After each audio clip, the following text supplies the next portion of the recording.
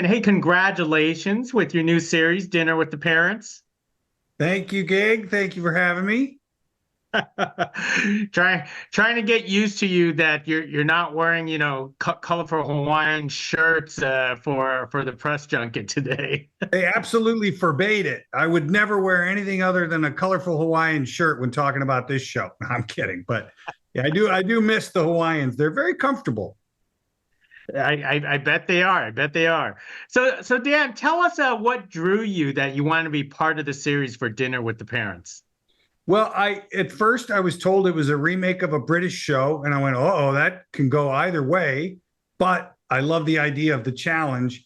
And when I got a chance to look at the original, and I knew that we were going to make a departure, we're going to make it our own. But in looking at the original and knowing that if this is the genesis of this show, then I really love these characters. I love this setting, and then the scripts were hilarious. So that seals the deal. So how did you develop the character, your character Harvey, to be your own? Because I don't want to say he's the rock of the family, but he is certainly the hilarious one in the family. Well, he might be the tent post of the family, but what good does that do you if you don't have the tent, right? I was really drawn to him because I saw a lot of things that are similar to myself.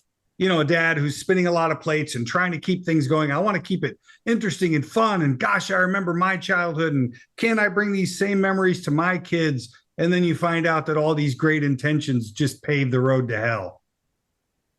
So you could actually relate to this family into your real life in certain ways. I mean, do you have dinner with your parents in a similar fashion? No, but growing up in the 70s, I was the youngest of seven, and we all had dinner 6 nights a week. One night a week, my parents would go out to dinner together. And the other 6 nights, we all sat around the table together. And there was 7 kids. So it was pretty chaotic. In fact, it might even make an episode of Dinner with the Parents look pretty tame. So how much improv do you perform on a production like this? Well, I often, my preference is that we keep it loose, right? And they allow us to play, have certain liberties with, phrasing or pacing and things like that. We didn't improvise a ton on this show, but we wanted to maintain that mentality and that vibe. Michaela is a brilliant improviser. Carol Kane might as well be one of the people who began improv. You get really talented people, and John Glazer is a world-class improviser himself. And then the two boys, Henry and Daniel, are both brilliant comedic minds. So we played with it. It wasn't necessarily like we were doing fully improvised takes, but I like to think that we were able to maintain that feeling. So who could crack you up the most, and how do you actually hold on to your laughter? Well, Carol is probably the one who gets me the easiest just because I spent my life watching her. Michaela is like a sniper where she'll do something that she thinks is just benign, but it's actually hilarious. And that's where she'll get me. My trick for not laughing on camera is if you ever see my character with their hand in their pocket, it's because I'm actually pinching myself. It's the only way I know of to keep from giggling and ruining a take. That is actually very useful advice. So Dan, one of the things that I always find is that comedy is actually hard. It's one of the hardest acting to actually do. So how important is the chemistry of comedy with each other on a production like this? Chemistry is immense. I've seen places where the chemistry was a negative in the room, and the comedy can still work because there's tension there between these people.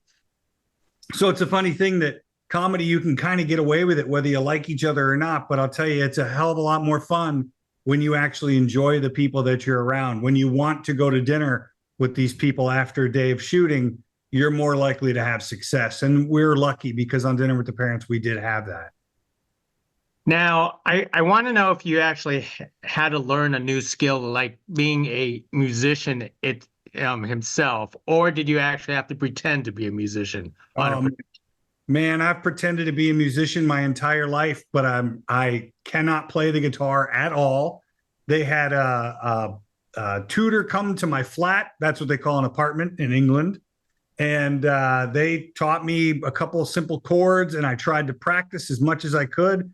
And man, when it all came down to it, thank God we had a hand double to actually play that guitar so you could see it happening, because I just couldn't get it. It just was not in my wheelhouse. Now, you mentioned this production being an English production or based off a prior English show, but when I watch it, it felt so American. Do you find that British and the American humor turns out to be the same? Because sometimes, across the pond, humor is quite different. Yeah, I feel like the British are a little more patient with their comedy. And I feel like with a show like this, we're lucky because our source material, or the genesis of this series, is that British series. So it kind of bakes some of that in there, much like The Office had a lot of those awkward. Listen, The Office spawned an entirely new type of television filmmaking, that documentary style, which we see today in Abbott Elementary and a bunch of other great shows, right? So I think that there are big differences. We tend to be louder, faster, funnier is the American way, which I love. I mean, I've grown up on it, but I love when we have a little bit of that injection of their style, a little more patience, a little more breath in between the jokes.